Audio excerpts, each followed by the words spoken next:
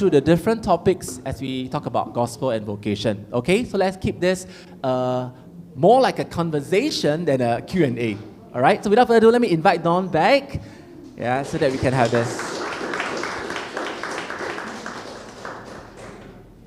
Okay, thank you, Dawn, for not just delivering God's word to us, but right now we can delve into many of the questions and topics, that is at our heart, what we experience, what we want to explore when it comes to gospel and vocation. So the first thing we want to talk about before, I'll ask if there's any questions live from the audience, is the topic that mostly when we talk about work, we don't usually talk about much. You definitely don't talk about that at work, which is the concept of Sabbath, rest. And is rest, and some of the thoughts that I have there while you were sharing God's word, is that is really rest about having 1 day a week. Of course, for many of us, if we are so drawn into our work, we don't even have that 1 hour a week, don't talk about 1 day a week to rest. But it's also Sabbath rest more than just 1 hour a week. Because I was just sharing with you earlier, right? Many of us maybe tried to have that 1 day a week to rest, but we need the rest after the rest. We need the weekend after the weekend. Then for those of us that tried, let's have a holiday, let's have a big break. We need a holiday after the holiday, right? Yeah. Let's share and talk more about the concept of Sabbath. Yeah, thanks, Stephen. Can I just see a show of hands? Any of you here practice Sabbath? I mean, whether it's 1 hour, 1 day, whatever, but how many of you try to have a Sabbath? That means no work for a period of time every week. Try being the operator. Same here. To be very honest, same here. Let me just say a few things. First is that when I became a Christian at quite a young age, about 13 years old, but in all my growing up years, going to church, going to fellowship groups, etc., I don't really feel like anybody taught me about the Sabbath. And I think part of the reason of that is we have this iffy relationship with Sabbath because in the New Testament, Jesus scolded the religious leaders, right? You all take the Sabbath and you create all these rules and laws and you're putting all these burdens on people. And so we're like, it's optional, that's okay. And because Jesus healed on the Sabbath, right? So that means he healed, that means he worked, so we can work too, so it's okay. Be chill about Sabbath. I think that the burden of laws has been released from us and we're now free, right? But I do feel that when we go back to the 10 Commandments, those really still hold true as God's design, right? For what good humanity, good society, and a good Christian, a good believer looks like. And it's interesting to me that Sabbath is up there, number 4, I think it is it? Together with, honoring your parents and don't murder, don't lie, don't steal. And we have a lot of preaching about honoring parents and don't lie, don't steal, don't murder, but we don't really talk about Sabbath. So more recently, I was having some challenges, the way I lead, the way I sort of work. And I was like, surely there must be a better way to do this.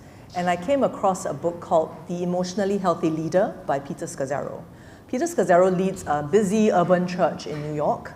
And he was also type A, then burnout, then also trouble with his wife.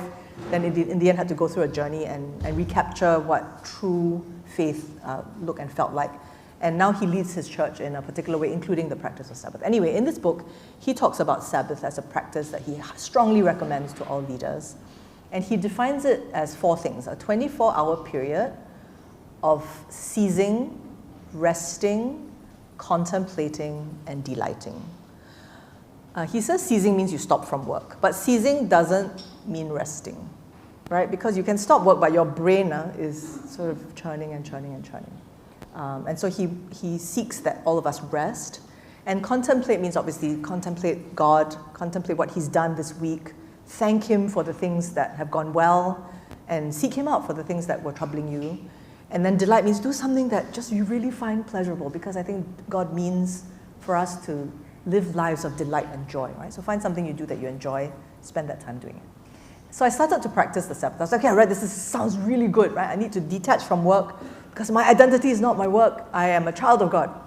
At one weekend, I decided this is the weekend I'm going to start practicing. 5 p.m., sundown to sundown, right? No work. So I was just about to turn off my laptop, and an email came in. And an email from a very senior person. And it's just like 2 sentences, something like, oh, Dawn, your last email. I didn't really understand what you meant by that. So I turned off my laptop.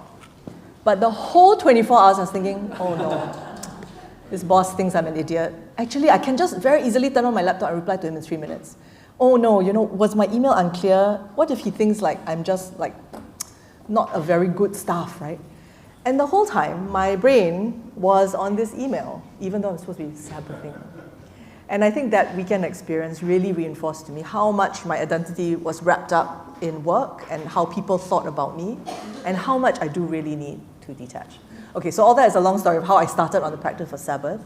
And since then, this practice of Sabbath has really been very helpful in detachment from worldly things and reattachment, reconfiguring, recalibrating to God. Now, one of the things that I find helpful is 24 hours is really a long time. So if you haven't done it before, don't feel like you should start with 24 hours.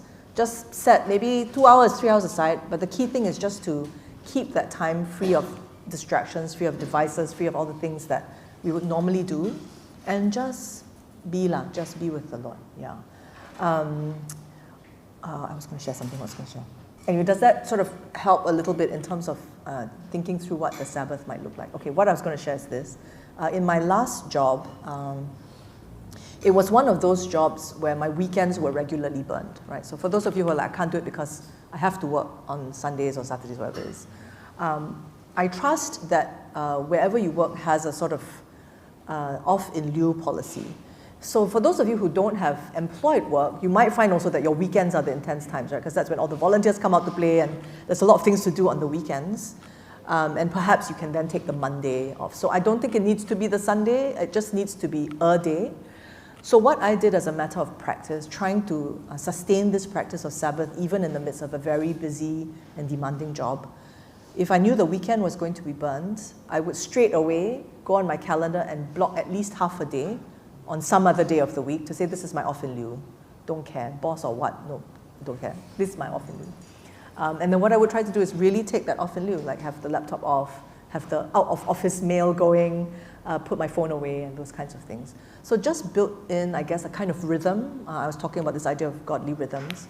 Built that in some form or another, and I really believe it will help you recapture on a regular basis your true identity in Christ. Yeah. Thank you, Don. Question? Can. Yes. This one I'm very scared of her. I'm teasing. I love you dearly, Cindy. Yes. Yeah, sure.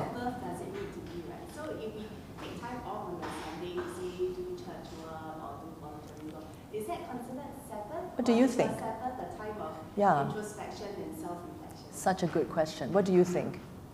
I noticed you said, what if during the Sabbath we did church work or voluntary work? So I feel like you've kind of answered your own question. Yeah. So I think one of the things that Peter Scazzaro said in his book that was most profoundly insightful for me, which is, on hindsight, is quite obvious. Unpaid work is work, Yeah. Looking after children, especially when they're very young, is very, very hard work, right? Changing diapers is no fun, obviously it's work. Looking after one's aging parents is work, it can be work. I will tell you the truth, sometimes having a party, like when you're organizing a party, bring friends over, it's very effortful, right? So a lot of things, I think, are more work than they are restful. So my sense is we want to be clear. When we say rest, when we say Sabbath, it is releasing all these things that feel like work from your perspective. One interesting example here. So, I said do something that you delight in, right? And mileage differs. Something that is delightful for somebody else might feel like terribly burdensome for me. So I give you an example. Cooking for me is work. I really don't enjoy cooking. So on my Sabbath, I tell myself, I'm not cooking today, okay? I don't find this pleasurable, so we tapao. Everything is tapao. Just because it's my Sabbath. I'm not going to cook for you. I love you dearly, but I'm not cooking for you. But for somebody else, like I know someone who for their weekend is, I just get in my kitchen, I bake, I create things. And for them, that's delightful. So find the thing that is delightful for you, yeah. That doesn't feel like work for you. Do you know what I mean? Yeah. Does that help? Yeah. Let me just add to it. Yes, please. Coming from a more pastoral angle when it comes to work, we talk about, you need the rest after the rest. Yeah. What considered Sabbath rest. Yeah. I think behind the actual activity or resting, be it 2-3 hours, 24 hours, or if you make a 2 weeks vacation, is the posture of rest. Posture. Yeah, I think that posture of Sabbath rest is critical for real rest, right? What do I mean by that? So at the end of the day, we can cease from any kind of work or cooking, right? It's when we really trust in the Lord. We are resting in the Lord. So if we don't have that posture that God is Lord, we don't have savior mentality, I can stop and the sky won't fall, right? We actually cannot rest. Yeah. Right? Yeah. So I think beneath that particular activity or rest, whatever kind of Sabbath rest, for some, right, Sabbath rest is maybe work to some other people, it's a posture of, although I'm not doing nothing, I'm doing a lot of things on my Sabbath day or Sabbath rest, I'm actually adopting a posture of trust in the Lord, come what may. So while we, of course, set aside time to Sabbath rest, whatever it may be, there must be a continual cultivation of I am resting in God. I think that is true rest. Yeah, and Sabbath is just the manifestation of my actual practicing of trusting, surrendering, and resting in God. Yeah, I realize that as well because I do have that kind of email and then I need to respond, right? But in this day and age, it's more than just email, it's a text. Yeah, no, I really, right, I don't know about you. I really cannot have unread messages in my email inbox and in my text, or even in my social media, to the point I will just swipe to clear them sometimes, or that kind of thing. Put star, and I just mark out as read. Wow. You know, that kind of anxiety. Understand. That's for me, right? So I realized at the end of the day, at the moment in time, I'm supposed to be resting. I'm not actually resting because I take myself too seriously. Like I need to be there. I need to be doing this. I must respond, right? What if I don't respond, right? I keep telling myself like every single situation is someone committing suicide situation, you know, that I must respond. So I realized that it is actually more of the posture, right? And of course, I have a lovely wife that will remind me of that as well, that you're not resting, right? Why are you trying to take Save everything into your own hands and save the world, right? So I think the posture behind the activity is as important as the activity of Sabbath rest itself. Okay? Yes, Gerald? Yeah, so goes from Sabbath to the weekly rhythm to the daily rhythm, right? The QT, right?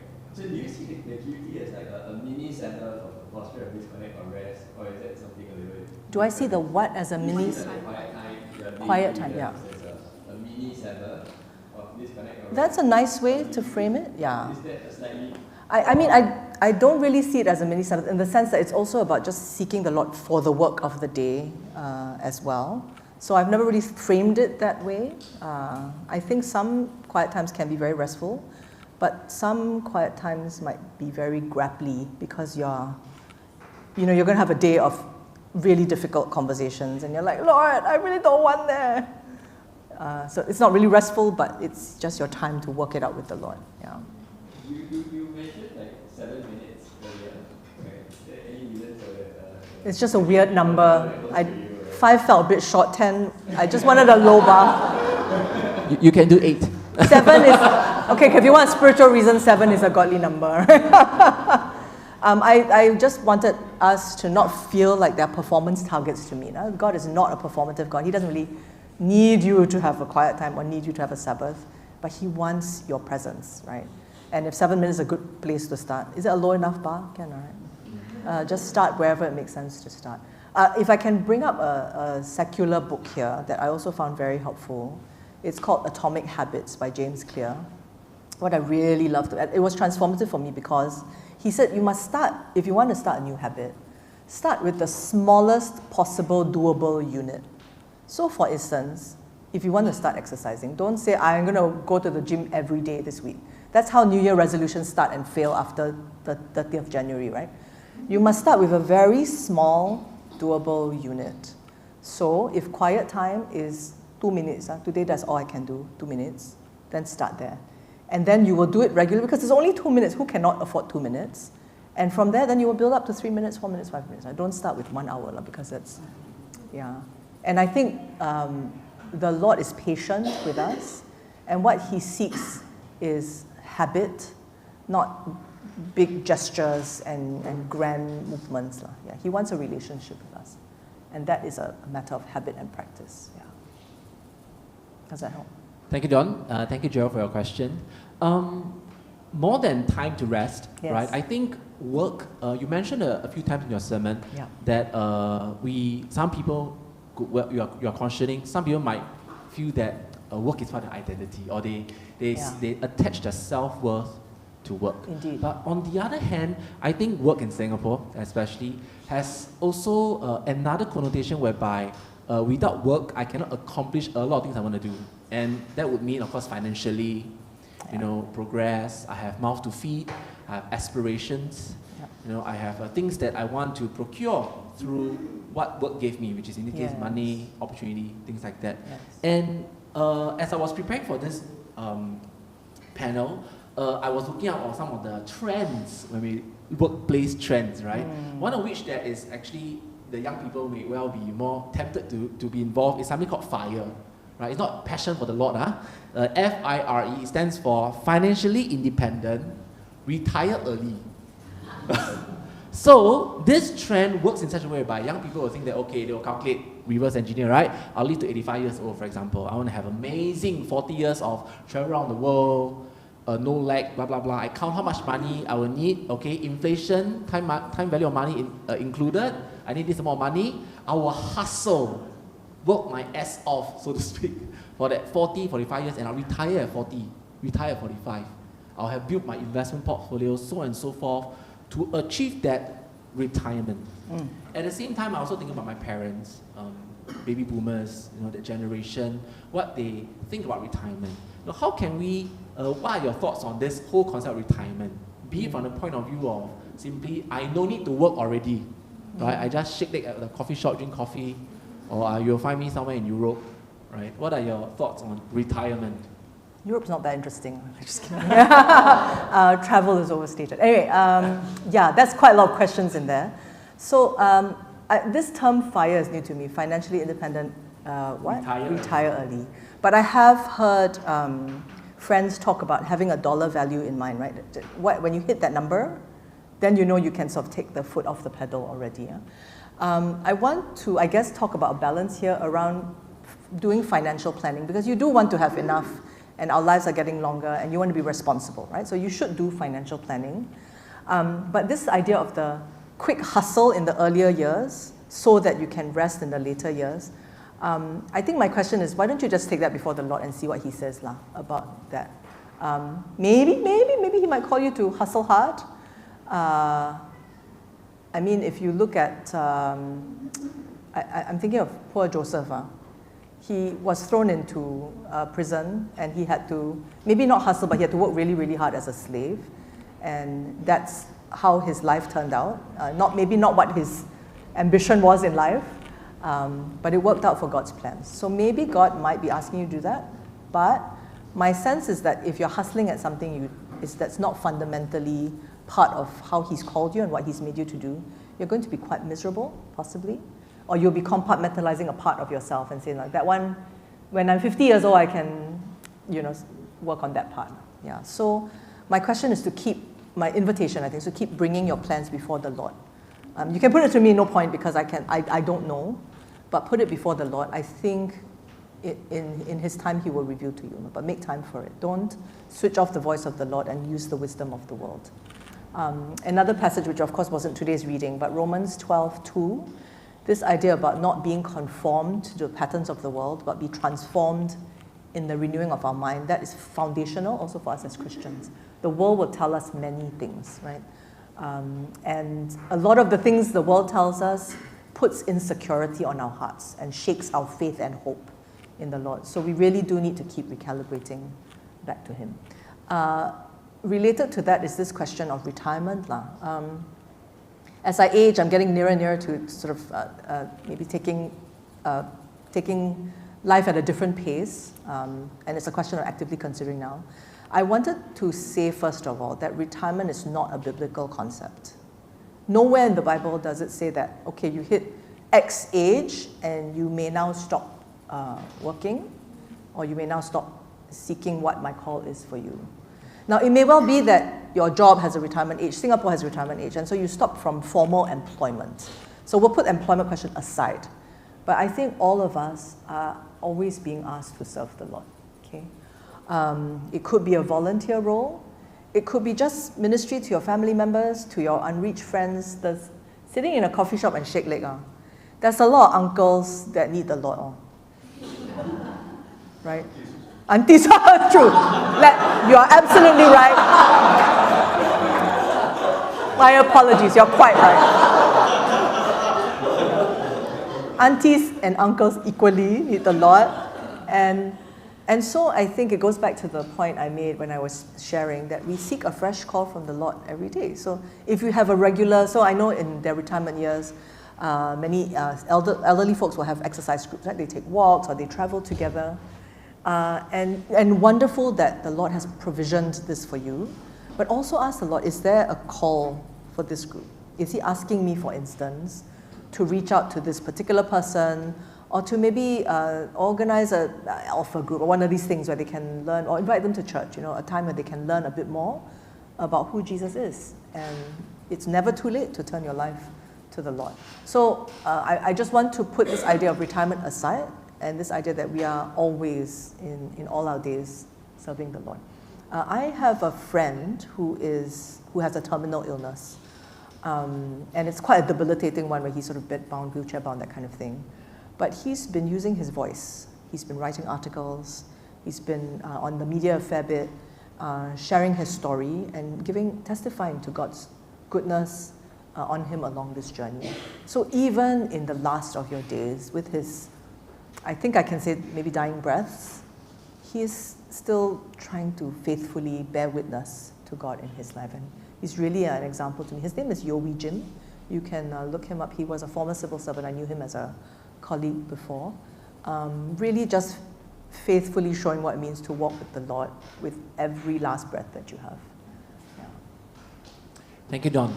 Any questions from... You might raise one, because I think following from the question, there is this dynamic of, I think in this world of dependence on God versus dependence on money. Indeed. In Singapore, we are highly dependent on money, right, in our world. So then the question is, because of that dependence, then is our work really forcibly moved into a dependence on money rather than dependence on God, which makes it hard for us to observe the Sabbath, which makes it hard for us to see God's service as a service without money, because we cannot survive without money. I mean, just wanted to hear your thoughts on this. I mean, maybe it's a global culture. Yeah. So okay, I think we say in Singapore that cost of living is high, and it is difficult to make ends meet. I will say this, and I say this with some care because I know it's not easy depending on what your income level is. I just wanted to say that I think some of the pressure we feel comes from expectations on ourselves, on what a good life looks like. So sometime into my career, and I was in a particular track where we were paid reasonably well. Then I was talking with a guy who, I was talking with a fellow colleague, and we were talking about, I guess, where we lived. And so at the time I was living in an HDB flat. I still live in an HDB flat today. I was living in an HDB flat in Telok Blangah. Then he said, "You mean you're still in HDB?" And I was like, what does that even mean? What does still in HDB mean? And of course, if you unpack that, what he means is that by a certain age or a certain seniority, you ought to be living in a certain type of home, driving a certain type of car, taking your holidays perhaps not in JB, but on the ski slopes of Aspen, right? So I think that there is a fair bit of expectation that we put on ourselves, perhaps based on what our friends, our colleagues have. I once, with just almost horror, heard someone who holds a leadership position in a listed company in Singapore that's doing quite well, saying that she felt like she was in the sandwich class. And this person owns two brand new cars, lives in a condo, and has an additional property. And I realize it's because she was comparing herself to the professionals in her industry who perhaps earn more. So I guess my invitation to us, again, is about calibration. I don't think the Lord does not want us to have money. I don't think the Lord is telling us, you must be poor. I do, though, think that He's asking us to be mindful that it doesn't become an idol. The love of money is the root of evil, right? So He does not want us to love money. And if you find yourself coveting, we're back to the commandments again, if you find yourself coveting things that you actually at heart don't really need, then I would ask us to bring that before the Lord. I want you to know that I struggle with this as well, so I'm not here to judge any of you. My husband and I, we made choices early on in our life, just to share a bit more personally, when my kids were young, right? For me to take a step off the career ladder, so to speak, spend a bit more time being a mother, but that also meant that our income took a hit. When we got married, our marriage counselor said something very wise to us. She said, where possible, try to live on 1 or 1.5 incomes, so that everything is benchmarked to that base, and then you don't feel like both of you must always be chonging very hard. So for a season, it was always 1 or 1.5 incomes for both of us. I think what that meant is that we just adjusted all our costings to a very manageable base. So we did think, maybe, do we want to live in a condo? Do we need to buy a car, whatever? But we decided, no, this actually is great. It's really quite wonderful. I live in Commonwealth now. If you talk to me later, I'll tell you where the chai tow kueh is. Commonwealth Crescent Market has excellent food. So I live in a very, very old estate in Commonwealth, and we're not planning to upgrade or anything. It's just a really lovely estate to live in. And I think we've just calibrated, so this is what we're comfortable with. Even if people may be like, you are still in an HDB flat. I had a cousin say to me when I took a step off the career path to sort of focus a bit on being a mom, he said to me, Donna, I think you're very stupid. This is a cousin who's not a Christian. And I understood what he was trying to say. Well, he says, you're giving up everything that you've worked so hard for your kids, really? And it will be very hard to come back, was his point to me as well. And I think in life, we just have to make choices. You cannot do 2 or 3 things at one time without having to sort of compromise somewhere. And what I thought was interesting was that eventually I had an opportunity to come back to government, and I feel like it worked out. I feel like the Lord was faithful to just make life more than comfortable for me, that's what I would say. So this is not to hold out myself as an example of not idolizing money. I think I do still struggle when I see people with nice things. People got very many nice things. Just bring that before the Lord is what I would say. Yeah, help me not to envy, Lord. Yeah. Thank you, Dawn. As we're sharing, remind me of 2 episodes in my life. One very recent, we just gone through Ecclesiastes, of how the things of the world just won't satisfy, only God does. Yeah. On the other hand, I was reminded of one of my conversations with a senior colleague at work. Yeah. So the conversations during our lunch usually always has been, who's promoted, Exactly. what kind of position they're right now, do they deserve that promotion, and talk about how people enter some super skill salary when they reach a particular position at work, so on and so forth. Then we started to think about, okay, so how much are we earning, and how much do you actually need to have a decent life in Singapore, so to speak, right? And then at that point in time, I don't mind revealing, I was earning about 5,000-ish a month. And then we have a thought experiment. If we are earning like $5,000 a month, right? What if we earn double, $10,000 a month? How would our life change? Yeah. Because naturally we'll gravitate towards finally I can be upgrade, or I can purchase more things, I can go on holidays, longer, further, deeper.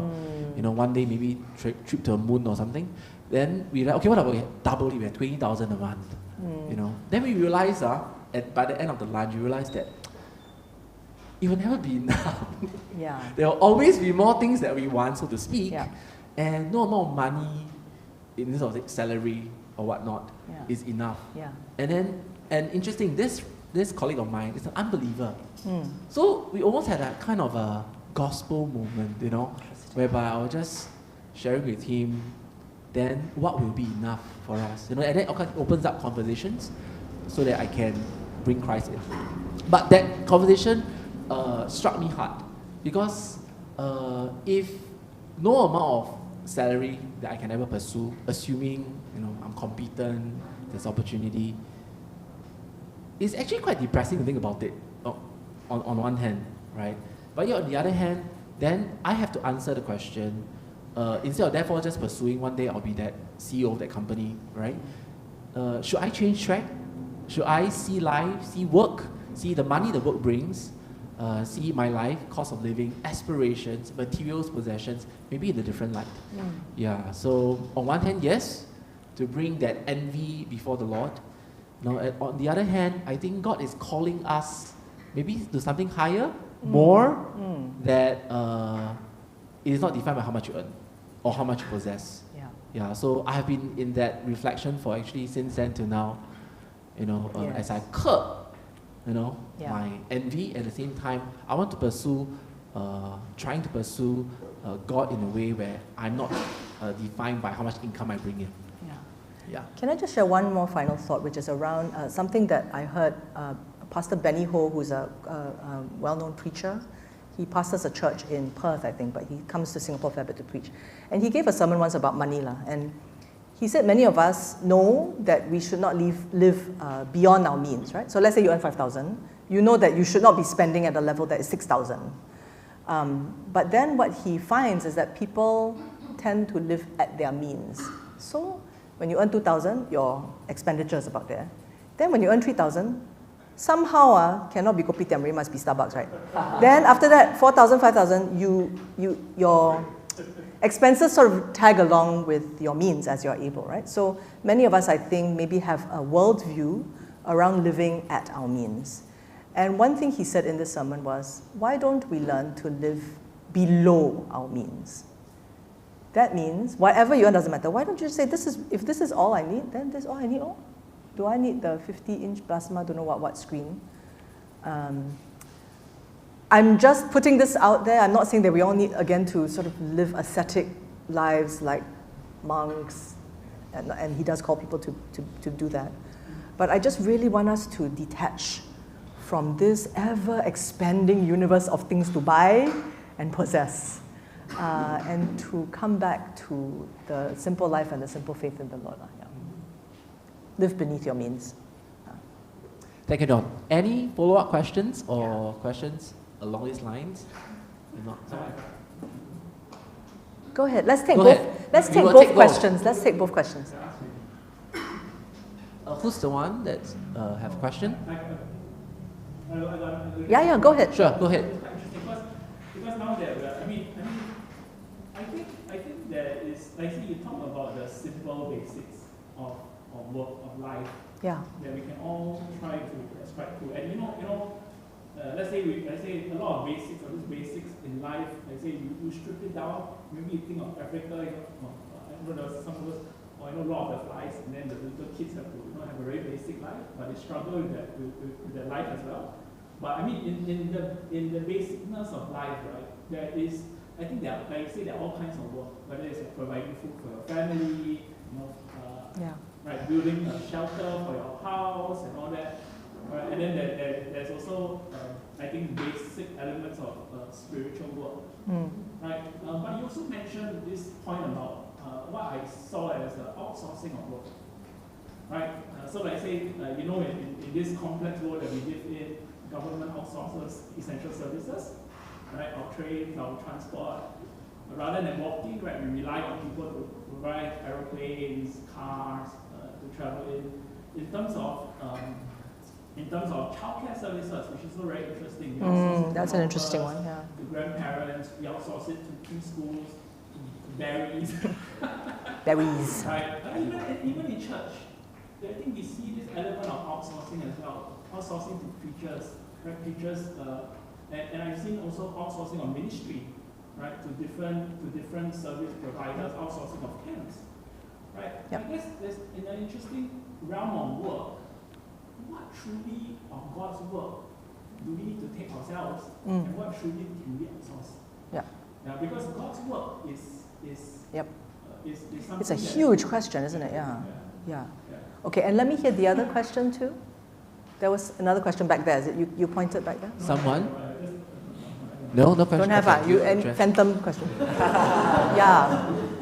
It's a big topic, and part of it is tied to world economic systems and how, there's a competitive advantage in various things, so you outsource because it's the cheapest thing to do.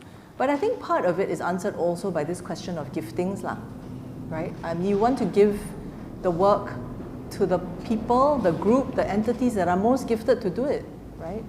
And to pay a worker his fair wage for it.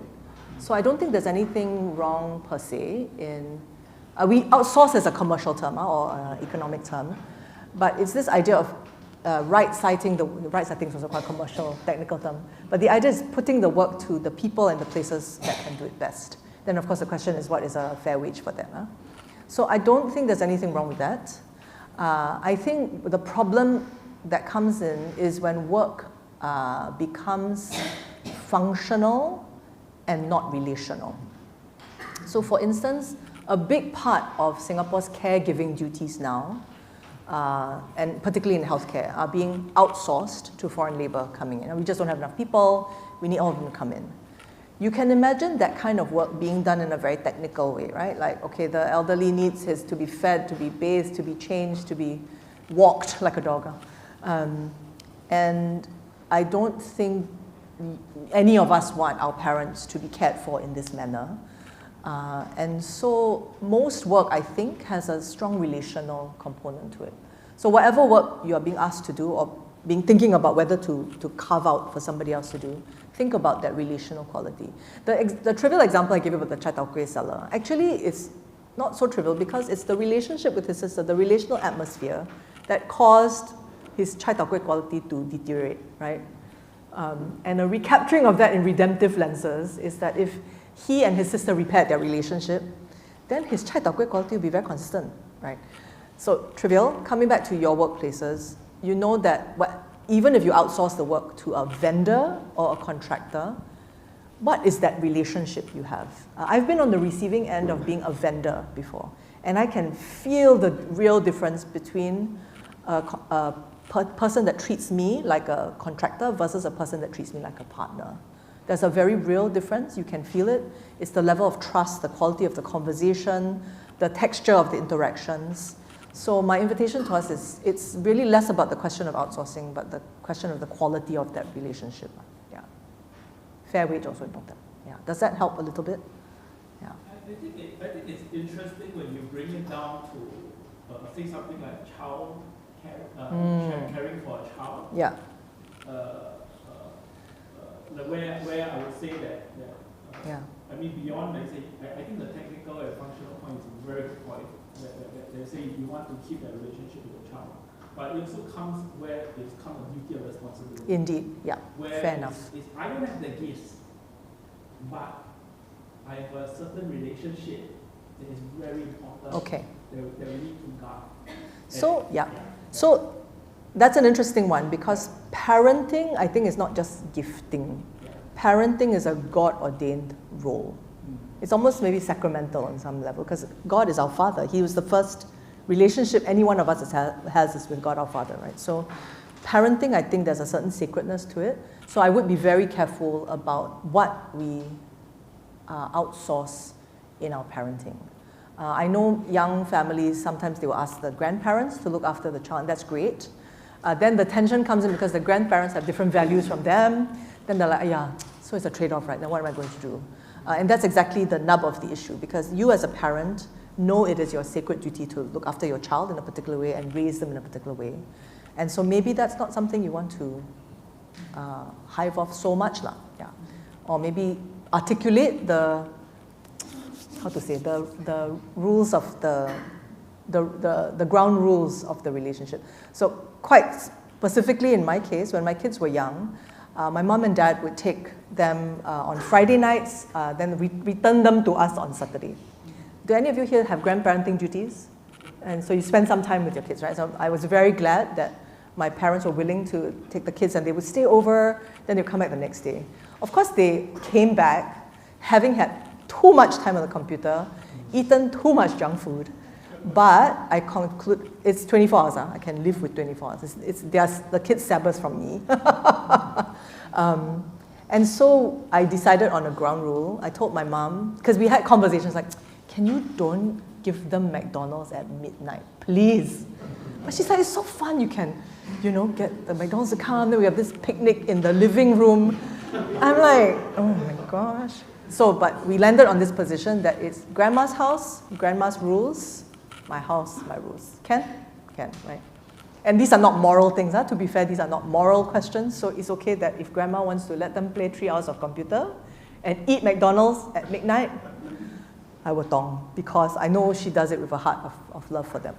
So those kinds of negotiation of ground rules are things that we typically have to work through in life. Yeah. Do the grandparents in the room want to push back a bit? Yes, see. Yes, please. To hear examples from your own life, because Yeah. you take a step back Yeah. to focus more on your children. Right? So Yes. the burning bush story, I still want Indeed. Yeah. The question is, that time that you spent at home, how do you reflect some of your values and your ethics, and how do you mirror that to your children? Okay. The opportunity to, in a way, nurture your children. Yeah. Overcome the challenges. So, and I've been asked to share my story quite a number of times. I just want to first start by saying this is my story. Please don't take it as your story must be like mine, okay? Because everyone's story is quite unique to their circumstances. The burning bush story is when I went back into government, but this one is coming out of government. Got no burning bush but got one episode that very clearly stood out to me. So I did have a helper for 10 years. So I was like, yeah, I got a helper, can manage. Then one day I came home and my helper said to me that my eldest son, who was then like 1, 2, whatever his age is, had taken his first steps. And I was like, oh no, I missed it, right? Yeah, taken his first steps without me. Without me seeing them, I should say. Now, of course, he continued to take steps, but I really feel like as his mom, I would have loved to be there. And so it was that moment in particular, but there were also other moments like that made me realize that I was probably outsourcing too much of caregiving to my helper. And more, I think every person will have to find what level works for them. And I think it felt right that in that season I would step away from work. I will say that it was not easy. I had all these demons around. When the promotion list came out, like the first year after I left, and then I would still be in the email list. And then the list came out and I saw people my age getting promoted. And I was like, that could have been me. And I actually burst into tears. So I'm sharing this with you just to say that I recognize that stepping away from a career is not easy. It's a choice. Okay. So that said, I really enjoyed hanging out with my kids. I think one clear example of how I would try to shape them. So of course I want to raise them in the ways of the Lord. My church at the time, the junior church program, I think my kids are not the sit-still type. I don't want to judge. I know running a junior church is difficult work. And I know there's a group of people now looking after some of your kids, so bless them, please support them and volunteer with them. It's difficult work, and I think my kids were really not enjoying junior church. So I said, okay, I can take the approach of forcing it, right? And I know some parents do. I don't care. God says you must sit there. I had grown up with friends who were turned away from the church because they had been forced too many times to do too many things in church that just weren't really helpful. So I felt that force was not the right approach to take, not for this particular issue. And so I decided that I would just do home church. Instead of homeschooling, as home church. So I take all the Anglican prayer book, then bring in, translate some of the terms, like all these big words, and just sort of adapted it and did sort of coloring, tell Bible stories. And that was one of the things that I committed to do, just to give some input into my children's lives. I suppose one of the other things that we tried to do was just to roam. So you probably get the sense that between my husband and I, we're not big, ambitious, career-chasing type people. And I suppose one of the things we just kept trying to imbue on them was that it really doesn't matter to me how well you do at school. I just want you to be working hard. I don't need you to be the top this and top that. Yeah. I realize this is difficult in the Singapore situation where everything tells them you must really, really push at it. And we just really wanted to make space for them to be who they were born to be, you could say. So for me, one of the hallmarks, I think, of reasonable parenting success is that all three of my kids are quite different. And they've evolved in their own way towards, I think, the things that they're gifted in. Yeah. To me, that means that they've had the space to grow in the way that they're meant to. Again, I don't mean to say that it's trouble-free. Parenting is never, never trouble-free. And we can talk about those stories. But yeah, give them the space. Yeah. So pre-PSLE, always we went out. We went to watch a movie, we went to the park. I can't keep up with their math anyway, that's too difficult. So just be there as the supporter and champion of your children's overall growth, your grandchildren's overall growth and development. Yeah. Maybe just to share, since you mentioned the burning bush story. So that season felt like a season for motherhood. And I felt the call that time was, okay, well, the kids are young, impressionable, needing my presence more. And it would be like, every time I went to work, they'd be crying. One of them was a very clingy child now. So like, Mommy, don't go, don't go. And so that was also some of the things causing me to stay. Of course, as they grew, it's like, whatever, Mom, maybe I'll be back for dinner, maybe I won't, you know. So it's a different season. And so it became clear to me it was time to ask God again, maybe it's time for a refresh. And as I was seeking God, someone asked me whether I want to come back to government. And I was like, I hadn't thought about that, but okay, I suppose I'm open. And then a few weeks later, so I wasn't really thinking very much about it. It was just the beginning part of myself. What does the Lord want me to do next? Some days, weeks later, my phone rang, and the number that showed up on my phone was my uncle's phone number, but he had died some years back. So his phone number came up, and I freaked out, and I dropped the phone. Then I said, okay, this must be somebody else, you know, the usual somebody take over the phone line thing. So I was like, okay, maybe it's that, wrong number, whatever. Then it rang again, and then it rang again. So I'm like, okay, this is obviously somebody trying to reach me, so let me pick up the call. And it turned out to be a senior person in government asking me to come in for a meeting. So I went to see this person, and the first question I asked them was, hey, this phone number, did you just change it, you know? Because it's reflected as my dead uncle's phone number. And the person says, no, I've had this phone number for many, many, many years. So I'm sure there's a perfectly logical, technical reason why this happened. But as I discerned this with the Lord, I felt like he was trying to catch my attention. Because otherwise I might not even have picked up the phone, or I might be like, yeah, I suppose, maybe. But I felt like he was trying to say, look, this is your uncle calling from the dead, so better pay attention. Anyway, as I discerned, I came to call it my burning bush moment, because I think the Lord was just like with the burning bush, telling me to just pay attention to this. Just focus, will you, young lady? Just focus for a moment on what might be happening here. And as I discerned, talked to people, the offer came. I talked to various people, decided this was probably what the season was about now, going back to government. It was a short-term contract, and I shouldn't say short-term, it's 2 years now. And the other 2 years, coming towards the end of the contract, I was like, oh, I'm very tired already, is it time to go? And one of the things I will sometimes do when I have big decisions to weigh is I take a retreat. So I took a day, spent the day with the Lord, asking the Lord, how like this, you know, is this the end of the season? I was at Montfort Centre, it's out Upper Bukit Timah. People often do these kinds of retreats. You don't have to go to any particular place, but it's just like a mini Sabbath. You set time set aside just to discern something with the Lord. And as I sat at the top of the hill, I had a conversation with God. I really felt him. I was telling the Lord, this is really, really hard. I'm very tired. I'm clearing emails at all funny hours of the day. I'm tired. Can I go? And I felt the Lord was saying to me, the work is only just beginning. I said, yeah, I know. Then I felt him saying, so is it time to go? I said, no, actually it's not. It's only just starting, right? Then he said, no, you know, really? Then what you need to talk to me for? So, okay, I mean, he was kinder than that, but I did feel a sense that he was asking me, yeah, you're just getting started, so keep at it. And I felt him also saying, I know you're tired, just rest in me, lah. Yeah. So the 2 year became almost 6 years, lah. Yeah. And every time the thing came up for a renewal, I would always just take a day, sit with the Lord. This time around, I felt that it was a good season closure. So I've left. I'm now in this period of discerning. So if any of you feel like you have a word from the Lord for me, please let me know. Thank you, John. Any other follow-up questions? If not, we're going to segue to something. Sure. Yes. Because I think we haven't touched. What is your name, by the way? Matthias. Matthias. And what do you do for work? I do sustainability work. Sustainability work. Okay. So sustaining work.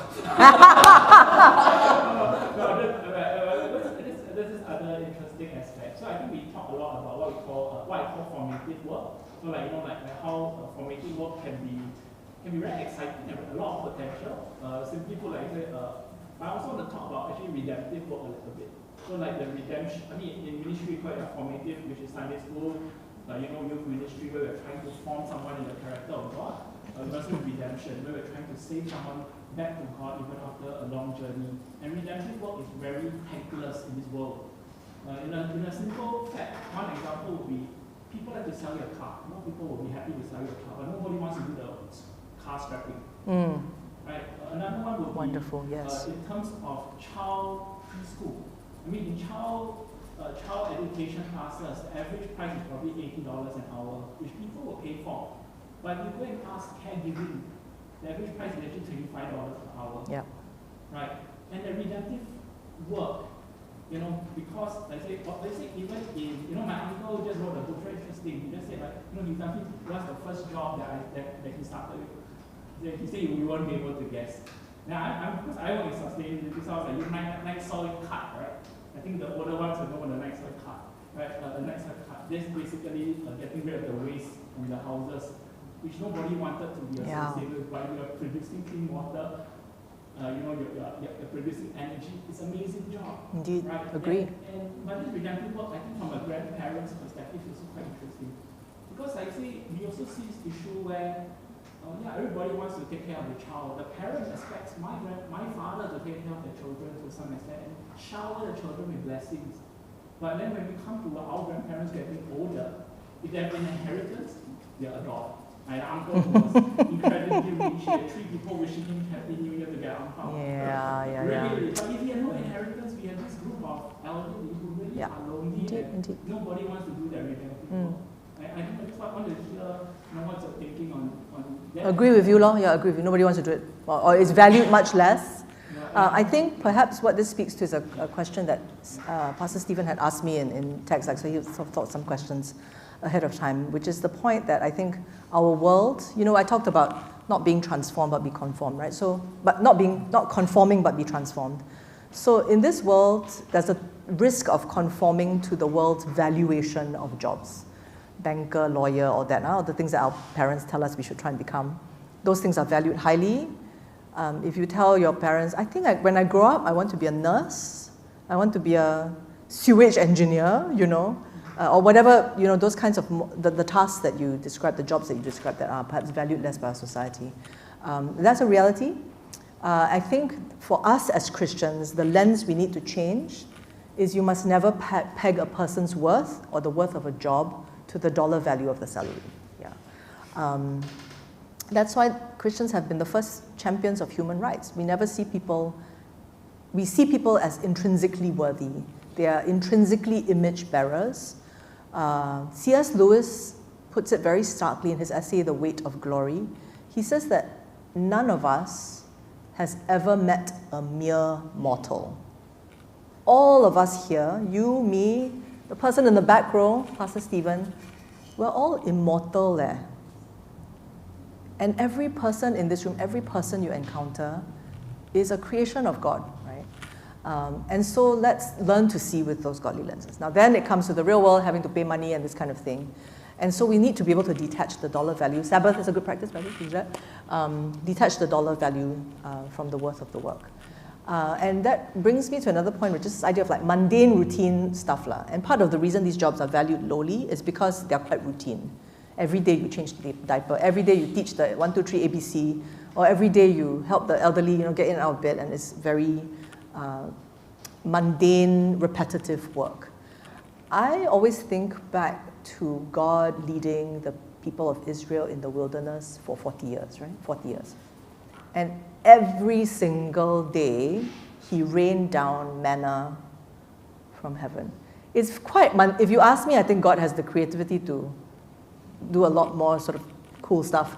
But it was just every day, delivery of manna to the people. So God is a God of mundane feeding, right? Sometimes when I'm naughty, I also think like 5 loaves, 2 fishes, 5,000 people. That feels like a very limited diet. But it's mundane and it's a provision, right? And to see that provision as from God, yeah. The passage that we talked about today, Colossians 3, right? That's part of it says that there's neither Jew nor Greek, neither slave nor free. I forget how the other sort of categories, but this idea is that we're all the same before the eyes of the Lord. So my invitation is for us to see that. And of course for Christians, to see the redemptive work, not just the formative work, as something the Lord might be calling you to. Yeah. So bless you for being in the sustainability space. There's so much to be done. There's too much waste in this world. Yeah.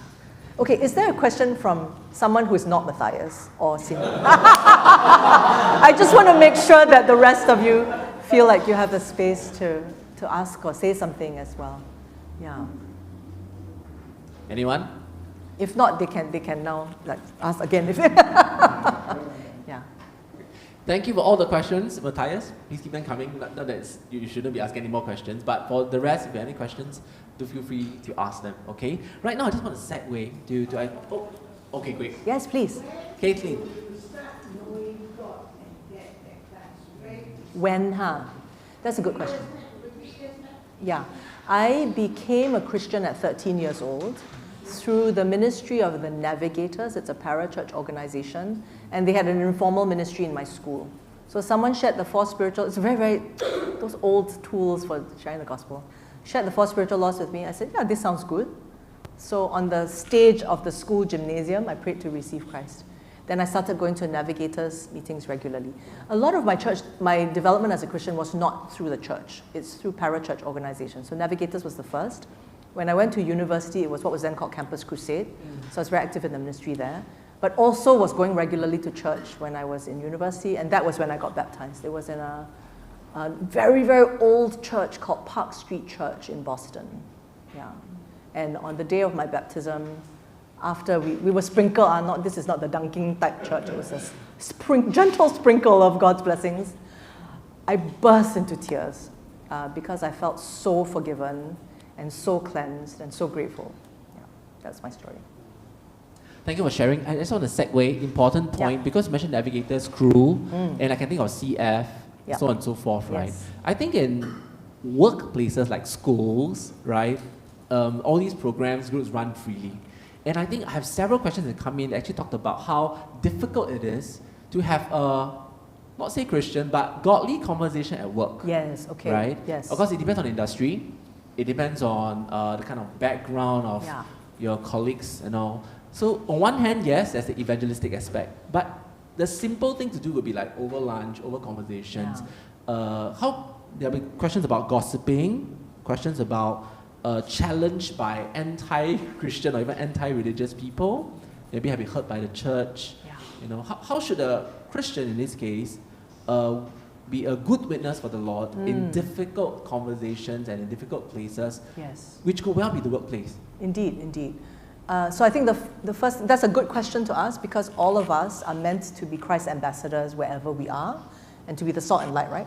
So I would say, don't be that kind of salt and light where you see gossip, you're like, hey, stop gossiping, or, don't lie, sort of that prophet from on high, because that in the workplace you have a job, and your job is not to be the prophet, unless you really feel like God is calling you to. I think by and large, we focus on the responsibilities that we have, but in the social interactions with our colleagues or our friends, the opportunities will come up. And I think where it's appropriate, I would speak up. And so gossip is a very common thing that happens. And actually, I make a slight distinction between negative gossip and positive gossip. There's such a thing as positive gossip, right? You know what, this guy's a really good boss. I think that's great. So please gossip positively all you like.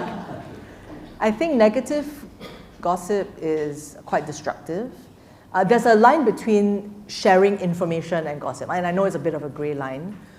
Sharing information actually sometimes is really, really necessary. There's the good boss, positive gossip, but there's also the really toxic boss. People kind of know because people talk about it. But I think you can feel when the line crosses into quite destructive, like you're actually destroying the person's reputation, you're not speaking it with a measure of grace. And when it gets to that, you first of all hold back, right, from gossip, but also I think maybe be that balancer to say, hey, I think we don't need to call the person names, but just, so be the one to address and redeem that conversation and set it on a more balanced course. Does that make sense? That's the kind of corrective things that we might do. I would also encourage, where you can, in whatever situation you find yourself in, to find godly sojourners, godly company. So in my previous office, we had 2 prayer groups running, not just one. In the civil, any of you here public officers in government? So there's a network of government prayer groups that was set up by somebody else. So it's been really, really helpful that at lunchtime you gather, and you do it discreetly because you don't want to make people uncomfortable. And we would just pray for the workplace.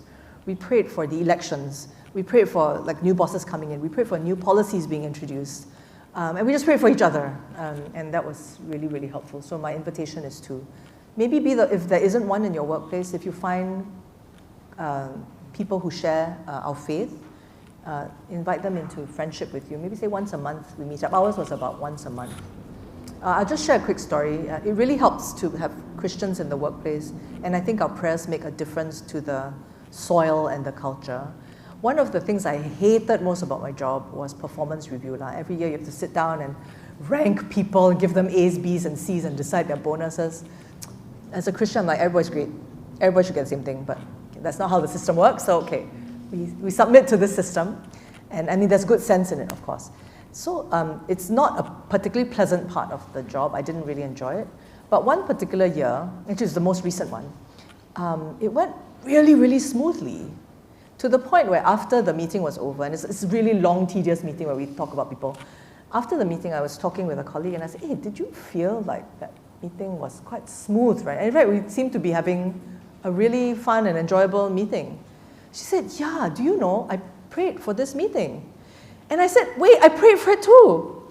And then a third colleague came, and he's also a Christian. I said, hey, did you also feel like this was a pretty smooth meeting? He said, I was praying about this meeting. And we both looked at him like, okay, so all 3 of us, separately, I think knowing that it is a difficult meeting, all prayed for this meeting.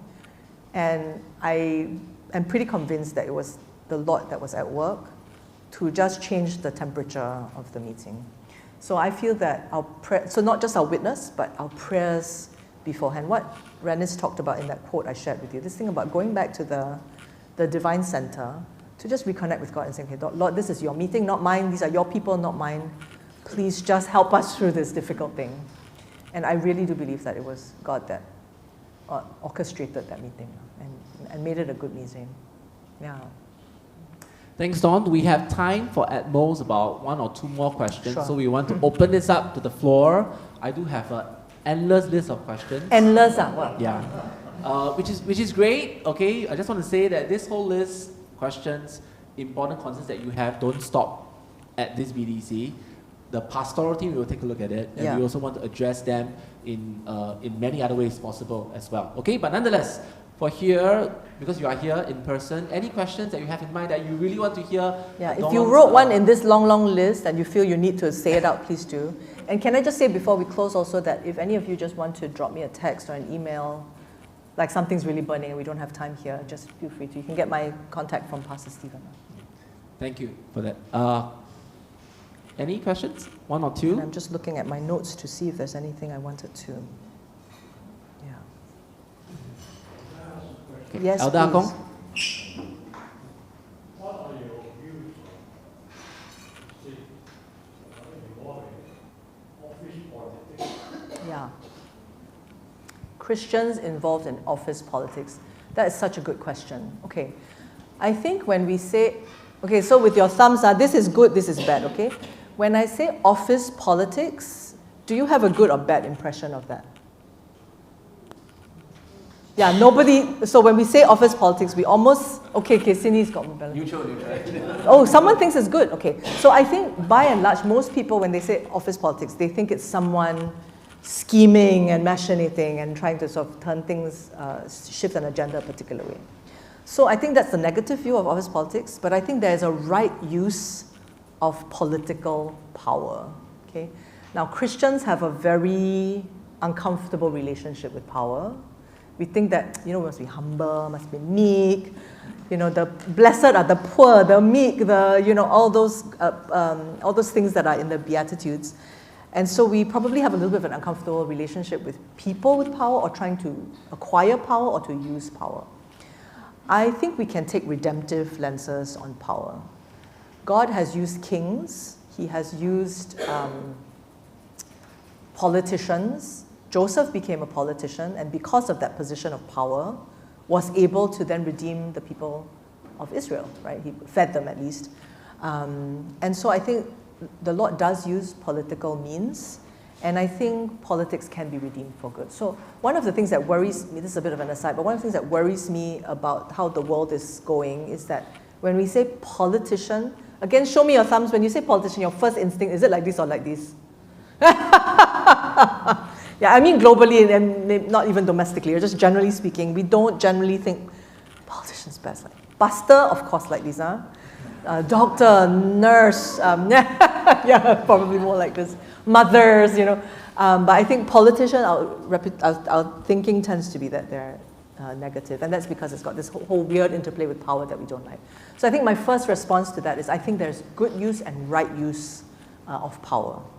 And so my view of office politics, I think, as with all things, we hold it before God, and we ask the Lord, how do you want me to steward the power that I have and the access to the power of others that I have?